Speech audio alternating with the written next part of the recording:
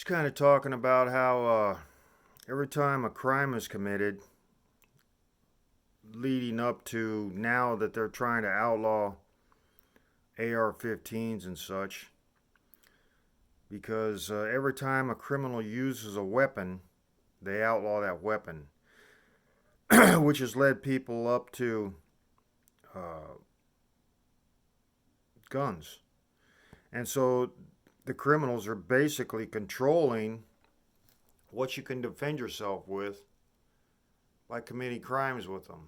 So basically, they're laughing at all the citizens that are being controlled by the government decisions to outlaw anything that a criminal uses. So a criminal could basically sway this country by committing crime. So do they? Uh, is there some sort of control with crime and government? And how closely related are politicians to criminals? I'm not talking blood relation. I'm talking in action where it could be covered up by something like all the things that are outlawed that you probably never even heard of, but a certain locale had had them restricted or banned because of the use of criminal activity in that area. So it's banned nationwide. They do this nationwide all the time. And a lot of that stuff starts out of California. I mean, here the freaking knife law is so convoluted. It's like you can carry this, that, and the other, as long as there's so many rules on carrying a knife. Why can't it just, why do they ban certain sizes? You can seal this, but it's all this criminal activity is governing how you can defend yourself. And that's the reason it's criminal activity that is getting they're trying to ban these, these communists are trying to ban this stuff. Who's not to say that criminal activity isn't connected to communism? Communists, they don't want us to have weapons. Less weapons in the hands of the people. If they can wipe out a military, they can easily move through a country. They could have military strategically plotted out to be nuked, but they can't clear the country with all the guns. But people think, well, that'll never happen. A lot of stuff never happens, but then it happens.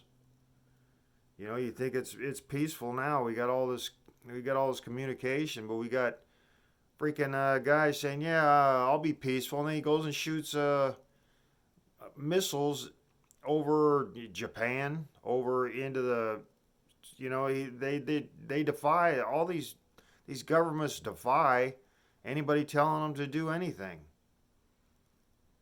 It's like criminals defy anybody telling them to do anything. Only people that are abiding by the law are law-abiding citizens. The government and the criminals go around doing whatever they want, trying to control what the citizenry, who actually pays their freaking bills through their work, and they turn around and torture us with this stuff. They say, "Oh, well, you can have this, but you can't have this. No, you can't have this." Well, we got these criminals committing these acts, but you law-abiding citizens, you can't have this stuff. Criminals can have it, and everybody else can have it, but not the citizenry. You're the ones that are being murdered and robbed and raped, and your children are being molested, but you can't have. I mean, someday we'll completely eliminate you ever having weapons because, the government criminals control everything. And we don't want you. You're the ones working. You got all the money. If we can't get to your money, how are we gonna survive? The criminals need money. The government, the politicians need money, and the people who have it are the people we got to take the guns from.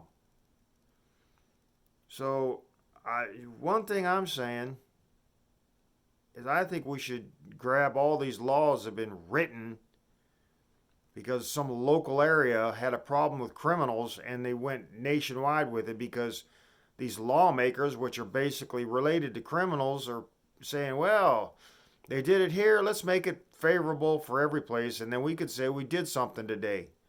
Instead of saying, well, maybe we shouldn't be in office this long. You know, these we've got enough laws on the books, and everybody knows not to kill, rape, murder, child molest, and thieve, and whatever. But you know, if the more convoluted we make the law, and the more infringed we make everything of people defending themselves, the better off the government and criminals feel. You know, the citizenry is like, well, maybe I'll get attacked, maybe I won't. You know, everybody today that's going to be attacked, raped, murdered, robbed, are going out probably thinking, hell, this, that, and the other. They're probably not thinking, well, maybe I should have had a gun.